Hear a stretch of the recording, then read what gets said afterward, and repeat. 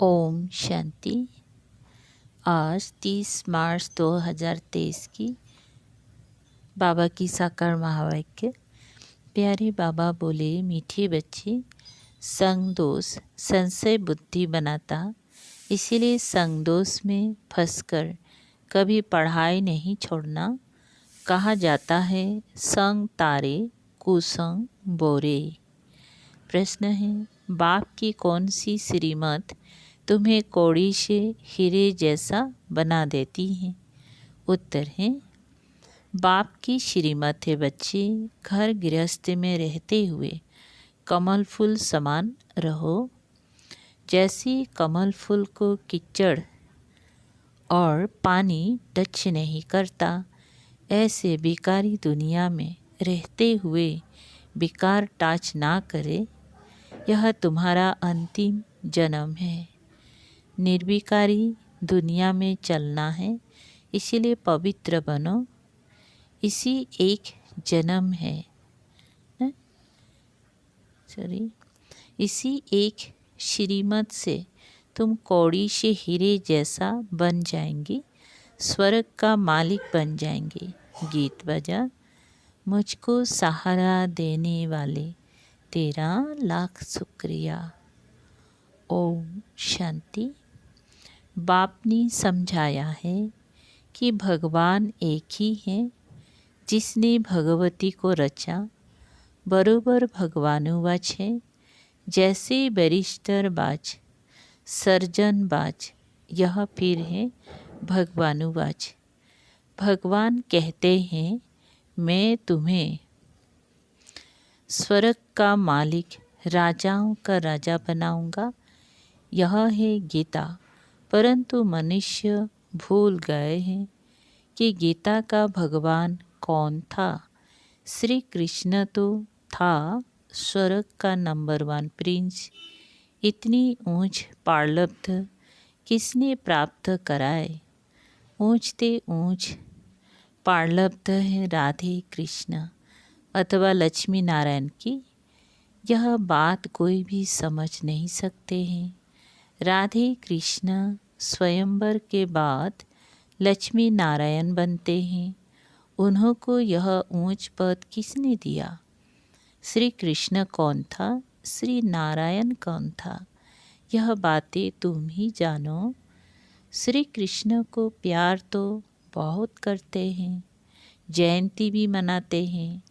फिर जिससे श्री कृष्ण का स्वयंवर हुआ, उनकी भी तो महिमा होंगी। राधे कृष्ण को तो इकट्ठा ही दिखाते हैं। उन्हों को ऐसा किसने बनाया? रचयिता एक निराकार को ही कहा जाता है।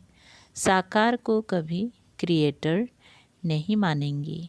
इनकॉर्पोरियल गॉडफादर कहते हैं। लक्ष्मी नारायण सतयुग आदि में थे, अभी तो है कलयुग। यहाँ मनुष्य दुखी कंगाल है, राजा रानी तो है नहीं। स्वर्ग की तो बहुत महिमा है। कोई मरता है तो कहते हैं फलाना स्वर्गवासी हुआ। स्वर्ग याद आता है तो जरूर स्वर्ग कोई अच्छी चीज़ थी। नरक में जो मरते हैं उनको पुनर्जन्म जरूर नरक में ही लेना पड़े। जैसा कर्म करते हैं उस अनुसार यहाँ जन्म लेना पड़ता है। अब भगवान है निराकार, ज्ञान का सागर, जिसको सभी मानते हैं। उनका यादगार मंदिर भी शिव का है। ब्रह्मा विष्णु शंकर का चित्र देंगे तो कहेंगे यह ब्रह्मा है, यह विष्णु है। भगवान ब्रह्मा व भगवान विष्णु नहीं कहेंगे। भगवान एक निराकार को कहेंगे।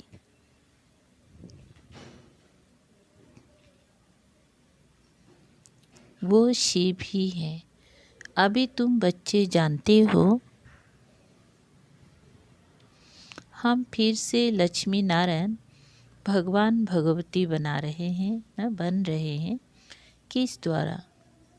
भगवान द्वारा। क्रिएटर बाप है, वह स्वर्ग का रचयिता है। जरूर उसने प्रारब्ध दी जो स्वर्ग का मालिक बने। चित्र तो तुम बच्चों के पास है, यह भी मनुष्य समझते हैं। लक्ष्मी नारायण सतयुग के मालिक थे। सिर्फ यह भूल गए हैं कि लक्ष्मी नारायण छोटेपन में राधे कृष्ण थे, सतयुग में महाराजा महारानी थे, तो जरूर उन्हों का बचपन भी होगा। उन्हों की ये प्रारब्ध जरूर स्वर्ग के रचयिता ने बनाई होगी। वह कब आया किसको भी यह पता नहीं। शिव का लिंग तो है, यह शिव का बड़ा रूप करके रखा है। वास्तव में कोई इतना बड़ा तो नहीं है ना, वो तो स्टार है, उनका कोई चित्र तो समझ ना सके। यह सिर्फ पूजा के लिए बड़ा चित्र बनाया है। तो यह देवी देवता धर्म किसने स्थापन किया? नाम चाहिए। क्रिश्चियन बुद्धि आदि सबको मालूम है कि हमारा धर्म फलाने ने स्थापन किया। उनका धर्म शास्त्र यह है।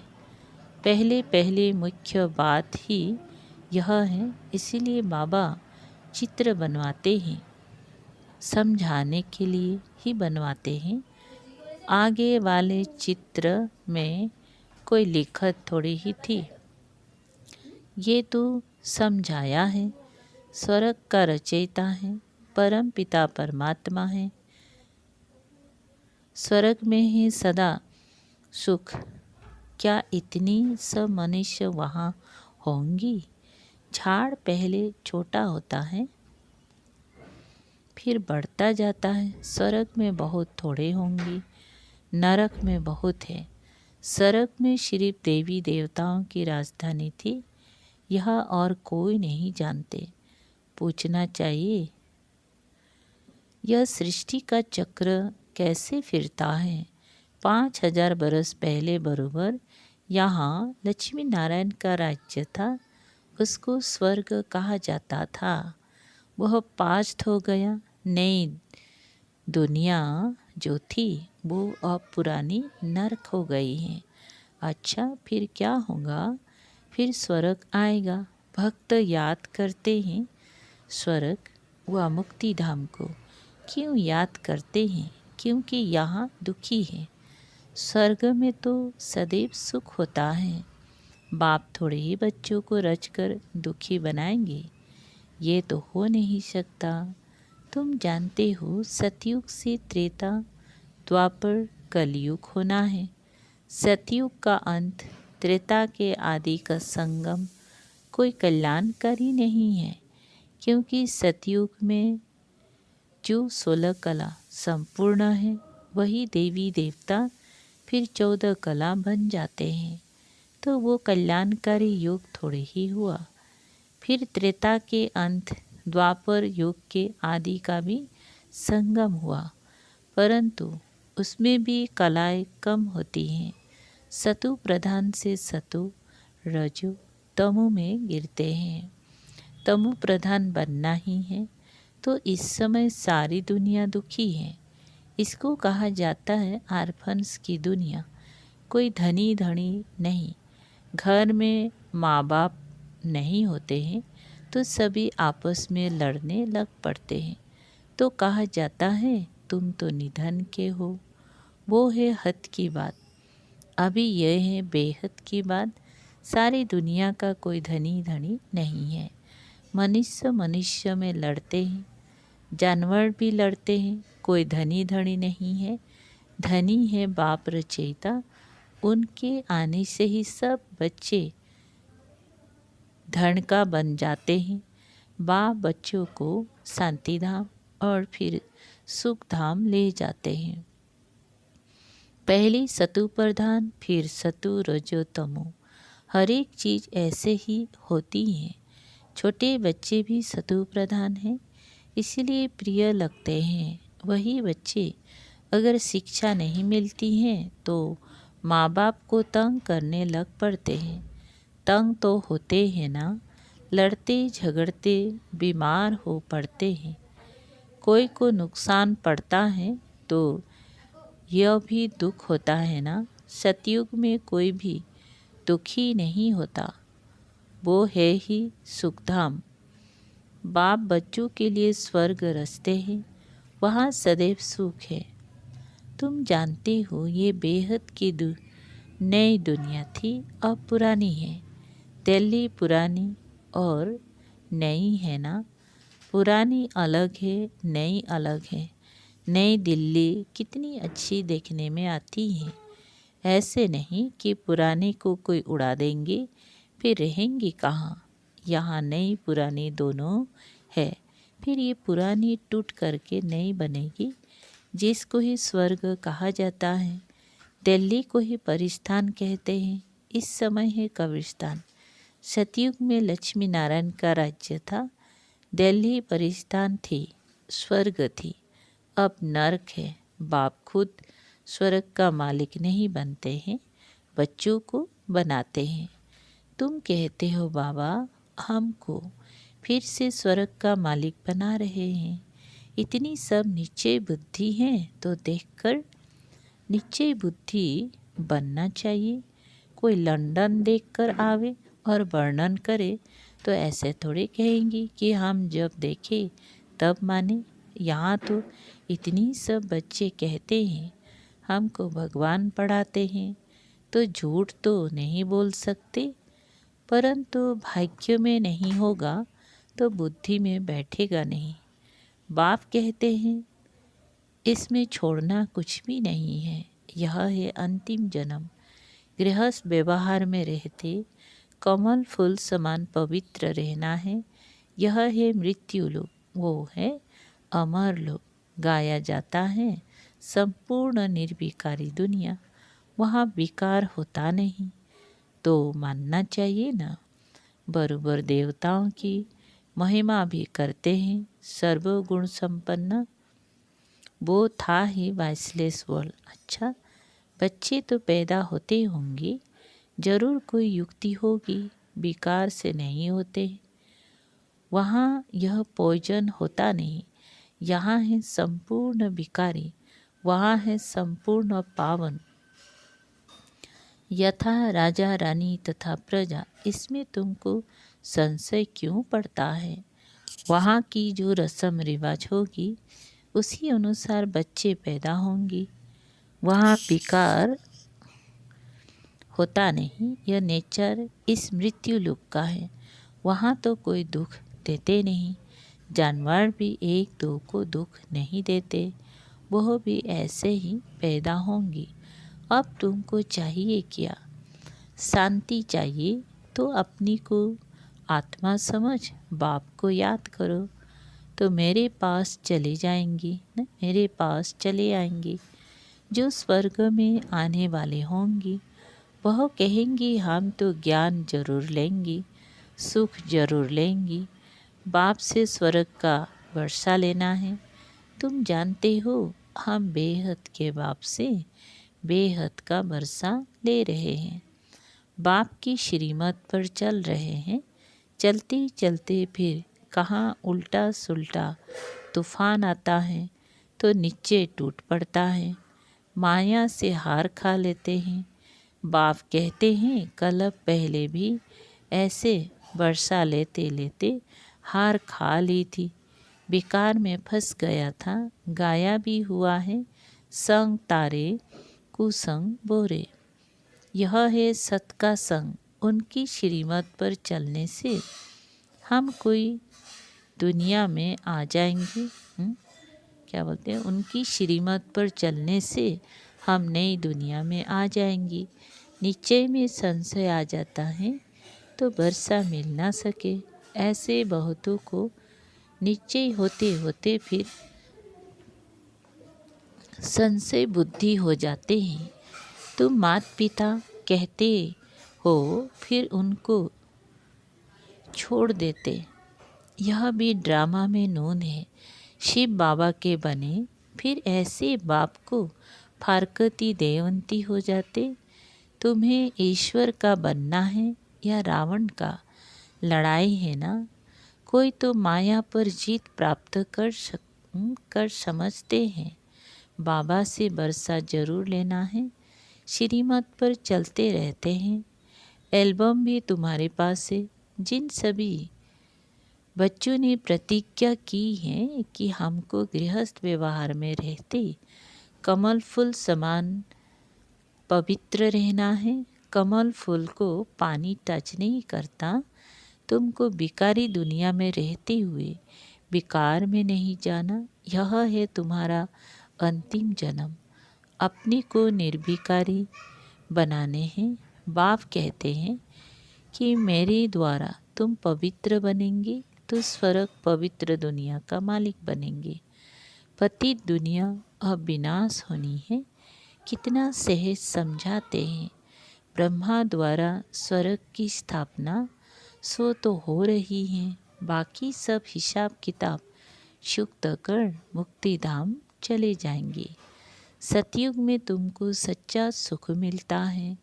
वैकुंठ का नाम तो मशहूर है। बरूबर लक्ष्मी नारायण का राज्य था।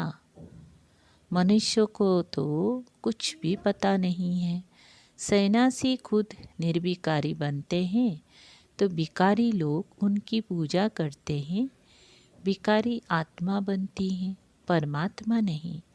वो समझते हैं हम निर्विकारी बन परमात्मा बन जाते हैं। तो भी दो चीज़ तो है ना, आत्मा और परमात्मा। विकारी को तो परमात्मा नहीं कहा जाता।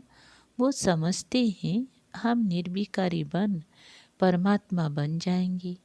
बाप कहते हैं ऐसे तो हो नहीं सकता। कोई भी मिल नहीं सकता। मैं आकर सबको वापस ले जाऊंगा। निशाने भी है महाभारी लड़ाई। बच्चों को राजयोग सिखा रहा हूँ।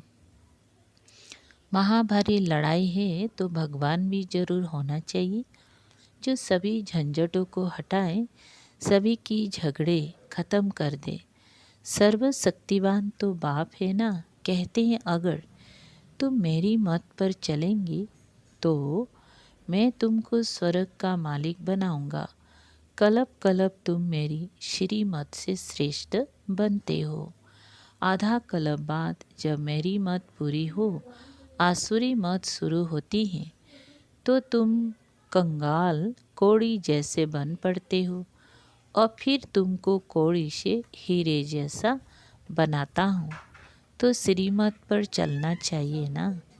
बाबा कितना सहज समझाते हैं। अच्छा, मीठे मीठे शिकल दे बच्चों प्रति माता पिता बाप दादा का याद प्यार और गुड मॉर्निंग। रूहानी बाप के रूहानी बच्चों को नमस्ते। हम रूहानी बच्चों के रूहानी बाप दादा को याद प्यार गुड मॉर्निंग और नमस्ते नमस्ते। शुक्रिया बाबा। सार है नंबर पहला। किसी भी तूफान के कारण निश्चय में कमी ना आए, इसके लिए संगदोष से अपनी संभाल करनी है। श्रीमत पर पूरा पूरा चलना है। 2. इस अंतिम जन्म में श्रीमत पर संपूर्ण निर्विकारी जरूर बनना है। विकारी दुनिया में रहते हुए विकार टाच ना करें, ये संभाल करनी है। वरदान। अपनी हर कर्म द्वारा दिव्यता की अनुभूति कराने वाले दिव्य जीवनधारी भव। विस्तार। बाप दादा हर एक बच्चे को दिव्य जीवन अर्थात दिव्य संकल्प, दिव्य बोल, दिव्य कर्म करने वाली दिव्य मूर्तियाँ बनाया है। दिव्यता संगम युगी ब्राह्मणों का श्रेष्ठ श्रृंगार है। दिव्य जीवनधारी आत्मा किसी भी आत्मा को अपनी हर कर्म द्वारा साधारणता से परे दिव्यता की अनुभूतियाँ कराएंगे।